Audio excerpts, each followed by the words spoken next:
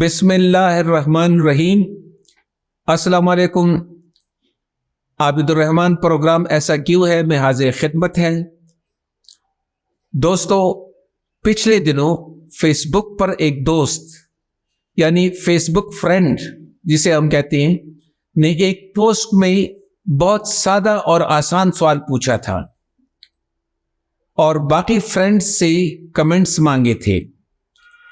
سوال بہت سیدھا سادہ اور آسان تھا، جو یہ تھا کہ ایک مزدور جو ساری زندگی خوب محنت کرتا ہے لیکن وہ امیر نہیں ہو پاتا، اس کی کیا وجہ ہے؟ یعنی ایک مزدور جو ہے وہ ساری زندگی خوب محنت کرتا ہے لیکن وہ امیر نہیں ہو پاتا، اس کی کیا وجہ ہے؟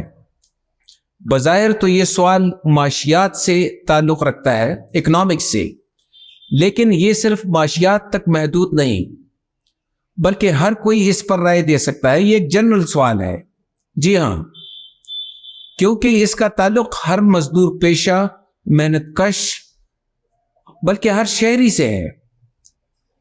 ناظرین، جواب میں دوستوں نے کھل کر اپنی رائے دی اور وہ اتنی کارآمد اور مفید باتیں تھی کہ میں نے سوچا کہ جوابات کا خلاصہ آپ سے ضرور شیئر کیا جائے۔ آپ غور سے سنیں اور خود بھی کسی نتیجے پر پہنچیں کہ ایسا کیوں ہے، اور ایسا کیوں ہے آپ جانتے ہیں کہ یہ ہمارے پروگرام کا نام بھی ہے، جی ہاں۔ مثلاً ایک دوست نے جواب میں لکھا کہ اس کی وجہ یہ ہے کہ مزدور یومیہ آمدن کے سوا دیگر ذرائع آمدن نہیں رکھتا، اس لیے وہ تمام یومیہ آمدنی سے بمشکل اپنی ضروریات پوری کر سکتا ہے۔ ایک دوسرے دوست نے لکھا کہ ملک میں بنیادی ضروریات اور بنیادی ضروریات زندگی بہت مہنگی ہے، جبکہ ایک دوسرے دوست نے لکھا کہ غریبوں کے بچے زیادہ ہوتے ہیں، اس لیے ان بچوں کی تعلیم و تربیت غیر متوازن ہوتی ہے۔ غیر متوازن تعلیم و تربیت ہونے کی وجہ سے بعد میں وہ بچے بھی نسل در نسل مزدوری کرنے پر مجبور ہوتے ہیں۔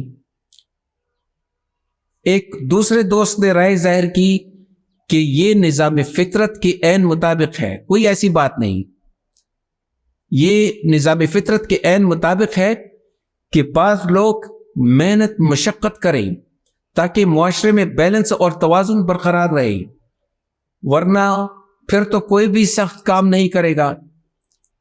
یعنی اس کے کہنے کا مطلب یہ تھا کہ بعض لوگوں کا غریب اور ضرورت مند رہنا عین فطری بات ہے اور اس میں کوئی غلط بات نہیں۔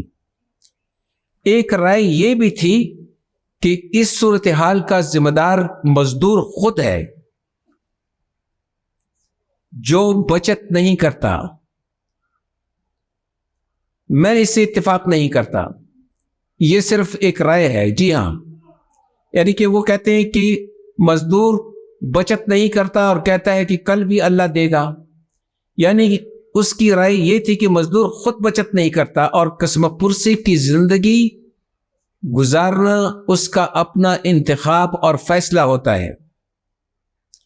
اس رائے کا ایک مطلب یہ بھی ہے کہ وہی لوگ قسم پرسی کی زندگی گزارتے ہیں جو اپنے آمدن اور اخراجات کی منصوبہ بندی نہیں کرتی، اور اگر ان کے پاس پیسے آ بھی جائیں تو وہ کھا پی لیتے ہیں اور فکر فردہ نہیں کرتے، یعنی کل کی فکر نہیں کرتے۔ دوستو، ابھی مزید ویوز بھی ہیں لیکن اس مرحلے پر میں صرف ایک بات کا اضافہ کرتا ہوں اپنی طرف سے، وہ یہ ہے کہ بعض لوگ 2-4 روپے بچت کرنے کے بعد وہ کیا کرتے ہیں؟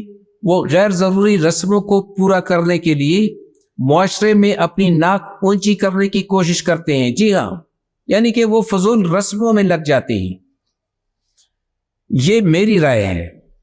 ایک دوست نے رائے ظاہر کی کہ غریب مزدور کے ہمیشہ غریب رہنے کی وجہ یہ ہے کہ ہم اسلامی تعلیمات پر عمل نہیں کرتے، جو ہمیں سکھاتا ہے ہمارا دین کہ محنت مزدوری کرنے والا اللہ کا دوست ہے، لیکن ہم اس سنہرے اصول پر عمل نہیں کرتے اور مزدور کی بے قدری کرتے ہیں۔ جی ہاں، ایک اور رائے یہ تھی کہ مزدور اپنی مہارت میں اضافہ نہیں کرتا، جیسا کہ کوئی ڈاکٹر، انجینئر، استاد یا کسی بھی پیشے اور فن سے وابستہ فرد مسلسل اپنی مہارت میں اضافہ کر کے بعد میں وہ پھر زیادہ معاوضہ طلب کرتا ہے۔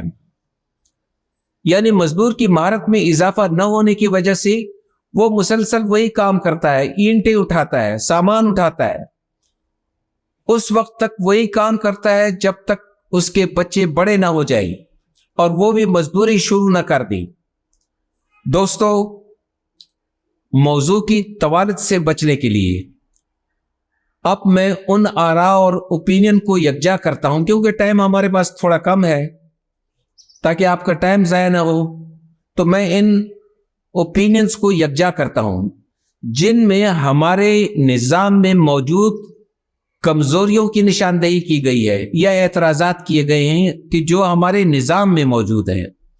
ان آراء کا خلاصہ یہ ہے کہ حکومت لیبرز کے متعلق، مزدوروں کے متعلق ریگولیشنز پر جان بوجھ کر عمل نہیں کرواتی، ورنہ نظام جو بھی ہو اگر ریگولیشن پر سختی سے عمل کروایا جائے تو اس سے مزدوروں کے حالات بہتر ہو سکتے ہیں۔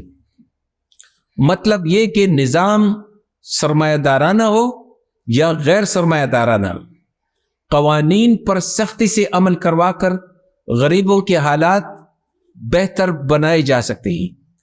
اس سلسلے میں چند دوستوں نے یورپ، کینیڈا، امریکہ اور خلیج کے ممالک، گلف کنٹریز میں کام کرنے والے مزدوروں کی مثال دی جو وہاں مزدوری کر کے پاکستان کے مالدار لوگوں میں شامل ہو جاتے ہیں۔ جی ہاں، کچھ عرصے مزدوری کرتے ہیں، پھر جب وہ یہاں آتے ہیں تو وہ یہاں کے مالدار لوگ بن جاتے ہیں۔